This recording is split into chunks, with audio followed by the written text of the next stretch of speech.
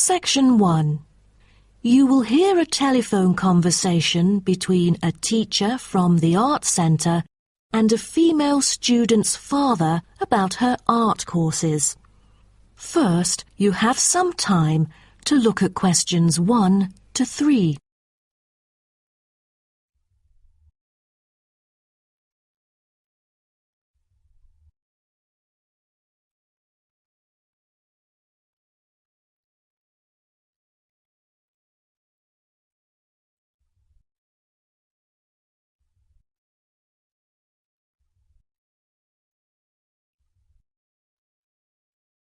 Now we shall begin.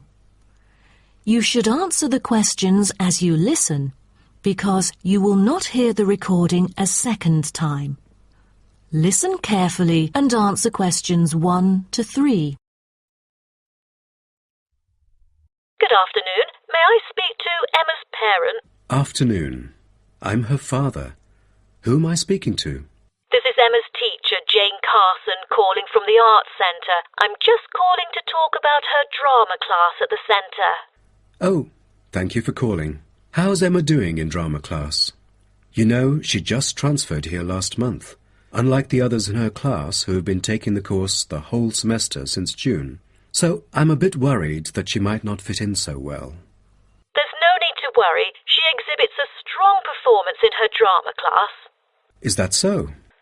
Yes, she didn't adapt to the new environment as quickly as I originally expected, and seemed a bit shy at first, but a few days later she made a couple of friends and became more talkative and also more involved in class.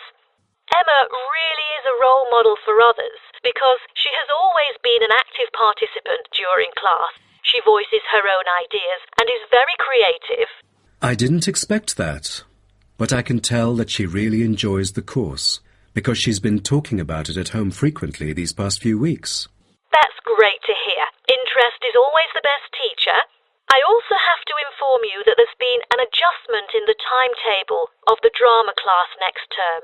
Why is that? It's not that the music room that we currently use isn't available. As there are too many enrolling for the coming semester, increased class size means that space is limited to house the whole class.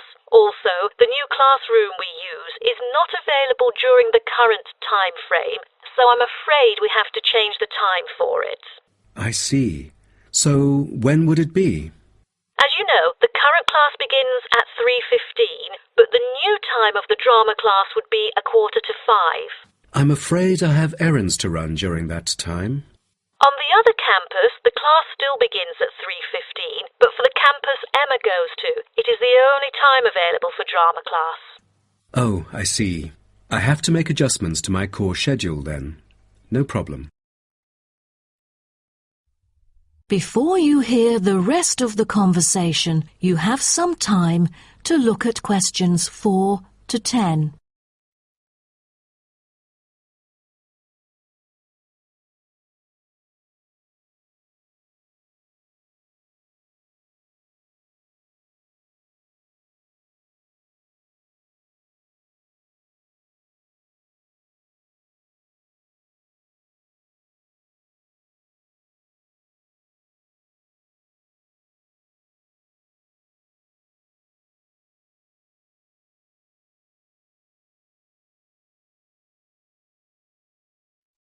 Now listen and answer questions 4 to 10.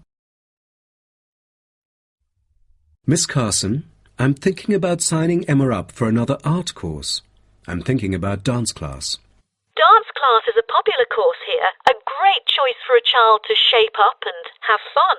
But unfortunately, it is oversubscribed at the moment. I have to put you on the waiting list. That's too bad. What else can I choose from then? Could you give me some advice? Sure. Emma could take singing class as well. This would improve her musicality. Sounds good. When is that? It is held every Friday evening. That's too bad. Emma already has a swimming class earlier that evening. It will be too late for her to come home if she takes this course. There is also a vocal course available. Emma's got a great voice. I'm sure she'll stand out in the class. Tell me about it. The vocal course starts at 4:30 p.m. every Tuesday. It is at by students. The price is a bit higher, though. How much is it? It's $110. Oh, that's too much. Way over our budget. We have to cover the extra cost if we choose it. Or maybe Emma could take music class. What is it about? Learning about songs and musicals. Well, the students have the opportunity to play different instruments like the piano, drum, and so on. They can also learn to write music under professional guidance. That's exactly what Emma is eager to learn. How much would it cost? It was $63 last term, but this term it is $85, $22 more than the original price. We can afford that. When does the course begin? The course starts on September the 7th. Can we start 1 week later, on September the 14th? My daughter will be on a trip to France with her mum on the 7th.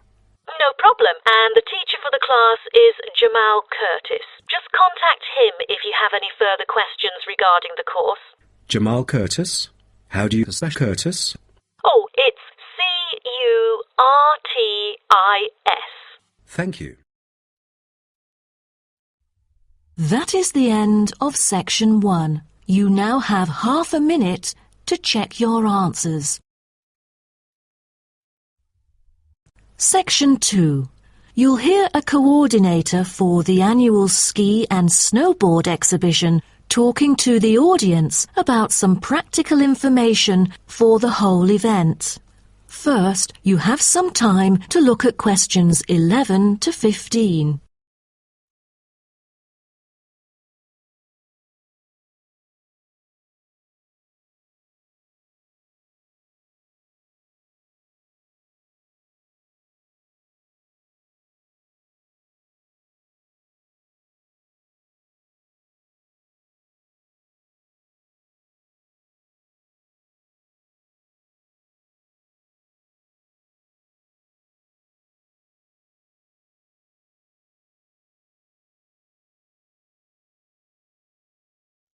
Now, listen carefully and answer questions 11 to 15. Good morning, everyone, and welcome to the annual ski and snowboard exhibition held from April the 8th to 17th. I am Mary Granger, coordinator of the event this year. The 10-day event features many highlights. As a snow sports lover, I know you are looking forward to a great time here. Now, I'd like to offer you some practical information about the whole event and what to expect from it. This might be the first time coming here for some of you, so for those who are still wondering about the right accommodation, I recommend Sky Hotel. It has its own health and sports clubs, just like most of the hotels here, but I love it because of its incredibly cosy beds, which guarantees good rest after an exhausting day of exploration. If you haven't brought your own equipment, like poles, boots and skis, they are available for purchase or rent at Ski Set or Snow Rental. The exhibition this year provides a colourful look into the history of skiing and an inspiring peek into the future prospects of the sport. Apart from the fascinating photo exhibitions and the most up-to-date skiing gear like always, this year we have added 4 computers which can imitate the process of skiing, ensuring the same physical activity and sensations that appear during the skiing process on downhill slopes. But I have to warn you that it might be quite time-consuming to line up for the free trial experience. Many have posed the question as to how to enter the skiing and snowboarding competition. Well, rather than filling out the back of the entrance ticket or bombarding the committee with emails, the most effective method is by checking out the exhibition newsletter delivered every month for availability. At the most beloved local event, the exhibition has also drawn attention from the press. Last year, massive media coverage was on the worrisome amount of snowfalls. In order to avoid the same predicament, several artificial skiing slopes have been built. With more participants this year, we have lowered the entrance fee, which has been widely reported to local newspapers. A bonus for our participants is the ski programme. It offers a wide variety of lessons and sessions with qualified instructors, ensuring that all ages and abilities are catered to, from the first-timers to seasoned amateurs.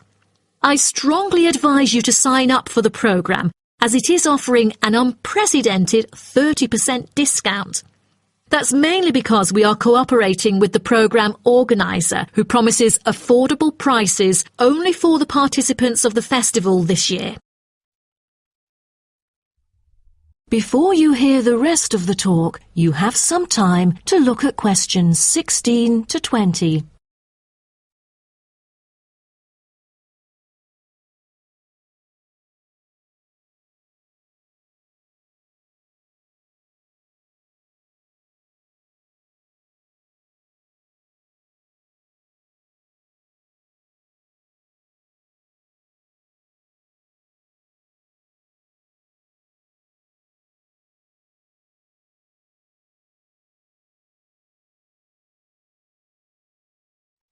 Now listen and answer questions 16 to 20.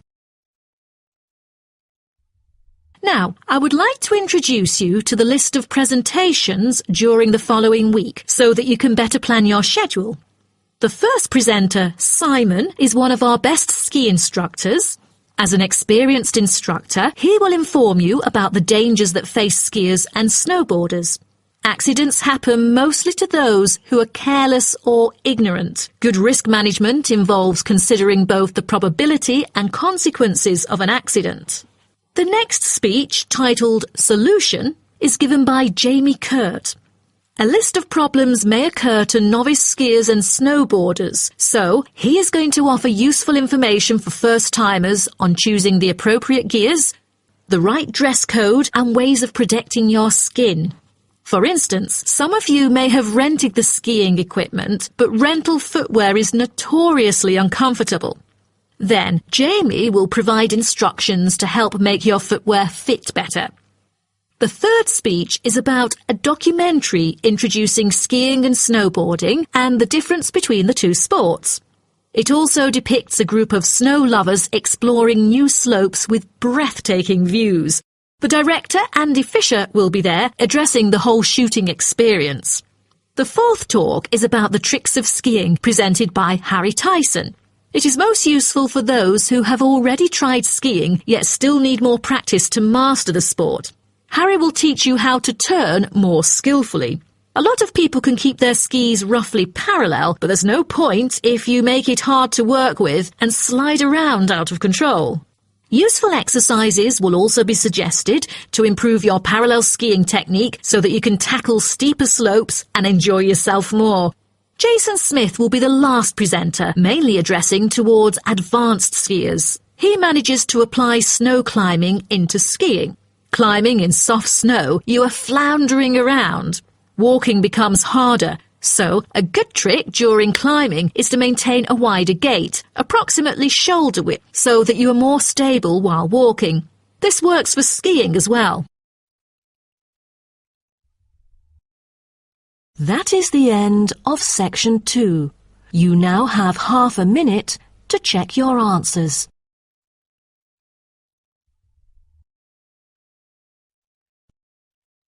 Section 3. You will hear a student called Jerry discussing a pedagogy course with his tutor.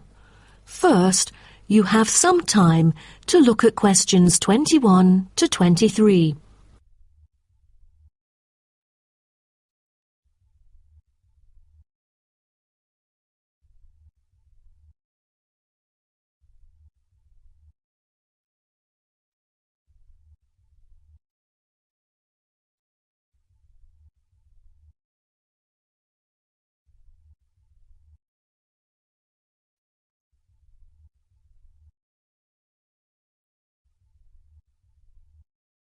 Now, listen carefully and answer questions 21 to 23. Jerry, how did it go with preparing your lessons? Is there anything you would like to discuss? Well, this is actually the first time that I have ever taught in an elementary classroom. After 8 years of learning pedagogy, I want to practice what I've learned in an instructive manner. But I'm a bit stuck right now. The topic I want them to research is a bit hard for pupils. I'm afraid that they won't be able to handle it on their own. So I need new ideas on designing more effective teaching methods. Mr. Carter, do you have any suggestions? Well, you should probably read this book called Professional Learning, written by J.K. Simmons. He is a professor who just transferred here last semester, but is already popular amongst the students for his creative teaching methods. There is an extensive range of learning approaches mentioned in the book, including approaches for team research, which might be helpful to you. You mean dividing the students into groups to do research? I've never thought of this before. How does it work? Professor Simmons has already demonstrated how efficient this approach can be. Basically, it aims to increase cooperation between students so they can present the results in a collaborative fashion. It helps them to develop their own voice and perspective. I'll check out the book as soon as possible. It seems I can borrow some of the essential concepts and work them into my course design. Before you hear the rest of the talk, you have some time to look at questions 24 to 30.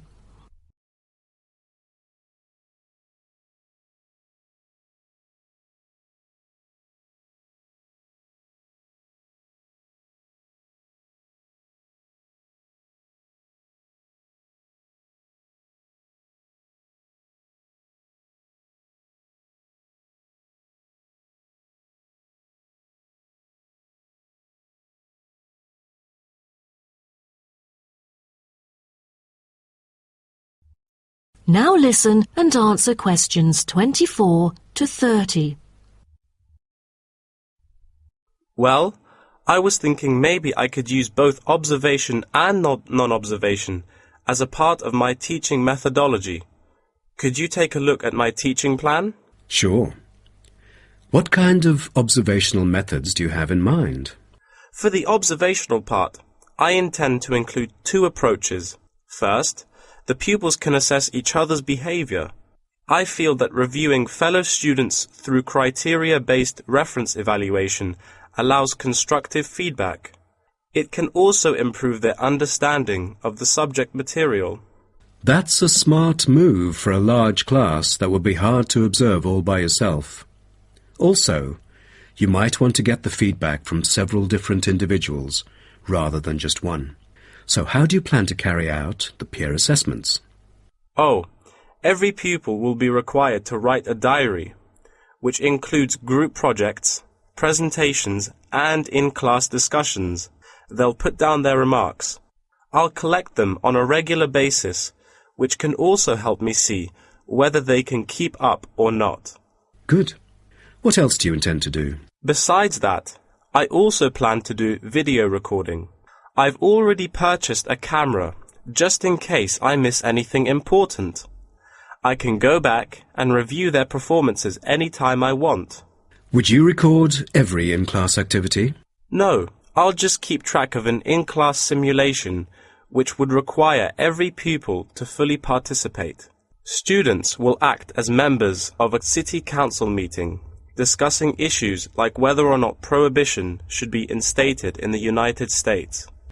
This kind of teaching method is both inspiring and challenging. I can't wait to see how yours works out. Do send me a copy of the assessment afterwards, will you? No problem. So, what do you have in mind for the non-observational approaches? Well, my plan is to quantify the statistics. Numbers do not lie. It is the most direct way to measure their performance. See how well they've learned. Where does the data come from? I'll evaluate the test results, including the midterm, final exam, and pop quizzes, which would only take up about 40% of the overall assessment. Sounds like a lot of tests and assignments. Please remember that you don't want to wear out your students. Keeping them engaged is the key to efficient learning. Once they are exhausted, they just stop trying. Oh, I haven't thought about that. You are right. I don't want to frighten them with tons of assignments and exams. I'll make note of that. Thanks for the advice. I remember last time you mentioned questionnaires, right? That's true, but it is not for my students. In fact, They have to design their own questionnaires and choose the respondents using the internet. As a complement of other teaching activities, it would deepen the creative learning process. Is that all?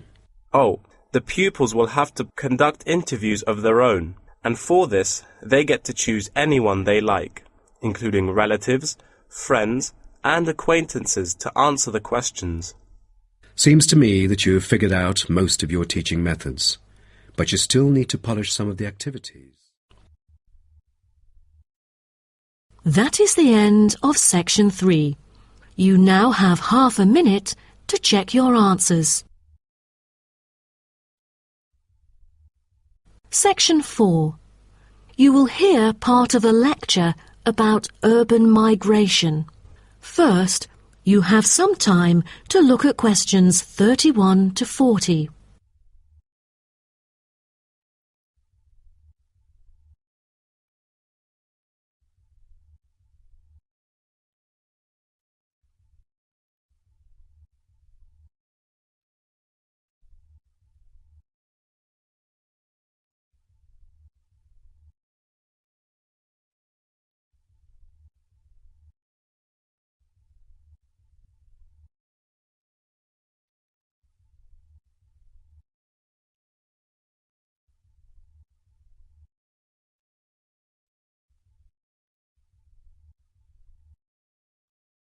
Now, listen carefully and answer questions 31 to 40. Good afternoon, and welcome to my talk on urban migration today. The world has experienced unprecedented urban growth in the recent decades. As much as 3% of Earth's landmass has been urbanized, an increase of at least 50% over previous estimates. Today, people living in cities already outnumber those in rural areas, and the trend does not appear to be reversing. In addition, cities have larger amounts of carbon consumption than rural areas. This is a result from two major aspects. First, with the increase of urban population around the world, the massive construction of urban infrastructure and residential housing is hard to avoid. Second, urban households have a higher rate of car ownership and use more gasoline products. Even though rural exodus is often negatively judged, there are also benefits of migration shared by the local environment and the society as a whole. Well, firstly, global trends of increasing urban migration and population urbanization can provide opportunities for nature conservations, particularly in regions where deforestation is driven by agriculture. As rural dwellers leave their homes, local forests are left to recover. What's more, it is easier for city dwellers to get around. Living in the country means transport can be very difficult. For instance, after midnight there are no buses or taxis in the countryside. However, there is still a number of public transport modes to choose from in the city. Finally, with more funds and advanced technology, cities endeavor to produce clean energy. New power plants have been built to take harmful methane gas created by the decomposition of rubbish and convert it into electricity. By doing so, an important greenhouse gas is turned into useful energy rather than being directly emitted into the atmosphere. The hustle and bustle of city life offers women the opportunity to explore different professions and pursue their own careers. Women in cities work as engineers, managers, and even football players. This change of roles has affected their marital status and family life. More women are choosing their careers over marriage, which raises the graph of late marriages. As a result, more are remaining single well into their late 30s. They want to be independent and earn money on their own. It is also easier for them to get a promotion while working in the city. Women are slowly achieving wider participation at work, while in rural areas the mindset is still very conservative.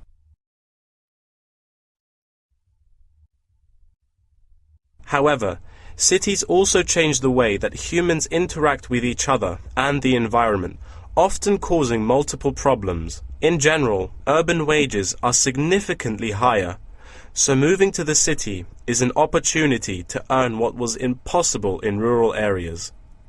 However, the wage difference is often offset by the higher cost of living and absence of self-produced goods, including subsistence farming. A sizable proportion of new corners attach greater importance to money and gradually abandon their former way of life, thus risking losing their culture. These new city residents are also faced with another problem. According to statistics, crime rates are significantly higher in densely populated urban regions than in rural areas. For instance, property crime rates in our metropolitan areas are 3 to 4 times as high in comparison to the rates in rural communities. Immigrants, upon arrival into cities, typically move into the poor, blighted neighborhoods because that is where they can afford to live.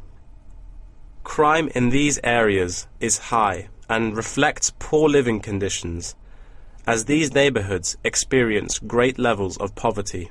This pattern also occurs for violent crimes, which is much more common in large urban areas than elsewhere. In addition, traffic congestion and industrial manufacturing are prominent features of the urban landscape, which take their toll on the natural environment and those who depend on it. Air pollution from both cars and factory emissions affect the health of countless urban residents. Rural to urban migration can boost the urban economy. With a better economy, cities provide their residents with better welfare, but the concentration of services and facilities such as education, health, and technology in urban areas inevitably contributes to greater energy consumption. Another problem with life in the city is traffic congestion. It makes people late to work and thus stresses us out before we even get there. Deliveries can't arrive on time, gas costs money. The quality of life of those commuters starts to decline. What's worse is that if congestion makes it harder to match the right workers to the best jobs, it is economically inefficient as well. That is the end of section 4. You now have half a minute to check your answers.